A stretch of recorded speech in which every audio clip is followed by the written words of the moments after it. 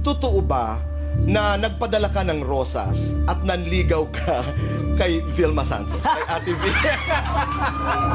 Dali lamang. Hindi ko naman ikinahihiya yun. Totoo yun. 10 taon ang nakalipas nang ma-interview ni Tito Boy, Chris Aquino at Tony Gonzaga ang yumaong superstar na si Nora Honor sa isang talk show ng The Boss na kung saan tinanong ni Tito Boy ang superstar kung totoo bang nanligaw umano ang superstar at nagpadala umano ng rosas sa kaibigan nitong si Vilma Santos.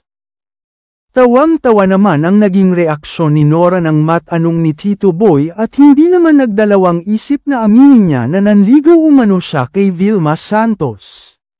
At hindi niya umano ikinahiya ang naging panliligaw niya. Dahil simula pa umano noong bata pa sila ay malaki na umano ang paghanga niya kay Vilma Santos dahil sa mga pelikula nito. Ikinuwento pa ni Nora Honor na pumunta umano siya sa bahay ni Vilma Santos noon sa Hilton para maibigay niya ang naturang rosas kay Vilma. 7 hanggang 4 pa umano ang paghihintay niya kay Vilma noon. Pinaakyat naman umano siya sa bahay ni Vilma ngunit wala umanong nangyari kaya umuwi na lang umano siya sa kanilang bahay. Tawang-tawa naman ang naging reaksyon dito.